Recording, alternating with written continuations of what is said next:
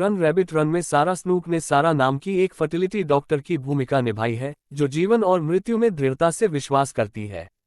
फिर भी अपनी युवा बेटी मिया के अजीब व्यवहार को देखकर उसके मूल्यों को चुनौती मिलती है और उसे अपने अतीत के भूतों का सामना करने के लिए मजबूर किया जाता है। फिल्म धीमी गति से चल रही है और सारा के रहस्य सामने आने के कारण बीच में अपना पैर जमाने में परेशानी होती है। इसकी शुरुआत में सारा का अपनी बेटी के साथ एक सुखद और प्यार भरा रिश्ता है। फिर भी जैसे ही वह नियंत्रण से बाहर हो जाती है, सारा अपनी बेटी की मदद करने की कोशिश करते समय खुद को खो देती है। ये एक आर्ट हाउस हॉरर फिल्म के रूप में सामने आती है जो दुख, मानसिक स्वास्थ्य और पिछले निर्णयों के विषयों पर आधारित है। ये दिशाहीन लगता है क्योंकि कहानी ऐसा कुछ नहीं करती जो दर्शकों ने पहले नहीं देखा हो। यह अंततः सामान्य क्षेत्र में आता है। जैसे ही सारा मिया के साथ अपने पुराने पारिवारिक घर में पहुंचती है, चीजें नाटकीय रूप से बदलने लगती हैं।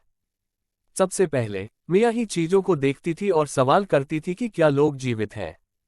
वह उन लोगों के करीब रहना चाहती थी जिनसे वह पहले कभी नहीं मिली थी। एक बार जब वह खरगोश उनके दरवाजे पर आया, तो यहीं से घर में चीजें बदल गईं। सारा ने यहां तक कहा कि मिया में उसकी बहन एलिस के कुछ गुण थे।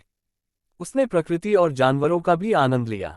जब वे छोटे थे तो उसकी बहन आवारा जानवरों को वापस लाती थी और उनकी देखभाल करती थी, और सारा इसके पूरी तरह खिलाफ थी। वह बड़ी बहन थी और वह जो कुछ करना चाहती थी वह अकेले ही करना चाहती थी, इसलिए एलिस को ऐसा लगा जैसे वह उसे परेशान कर रही है। वह उपेक्षित महसूस कर रही थी। इसका एक प्रमुख उदाहरण है जब सारा ने उल्लेख किया कि वह और उसकी बहन हर समय लुका छिपी खेलते थे।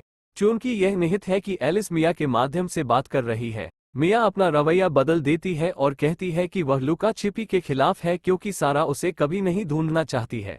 जैसे ही सारा मिया के माथे पर खून देखती है और जैसे जैसे वह आगे बढ़ती है, रेखाएं धुंधली होती जाती है।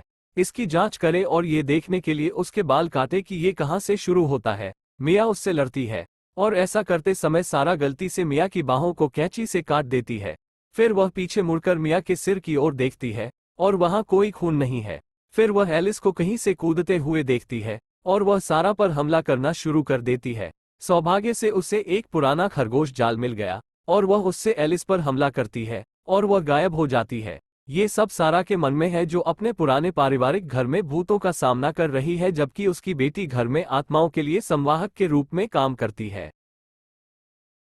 जबकि सारा स्वप्न की अवस्था में है, वह देखती है कि मिया बिस्तर से बाहर है और वह एलिस के साथ चट्टानों की ओर चल रही है।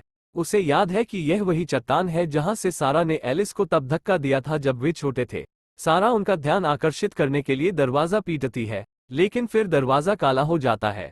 मिया के भाग्य के बारे में कोई नहीं जानता और अंत की व्याख्या करना दर्शकों पर निर्भर है।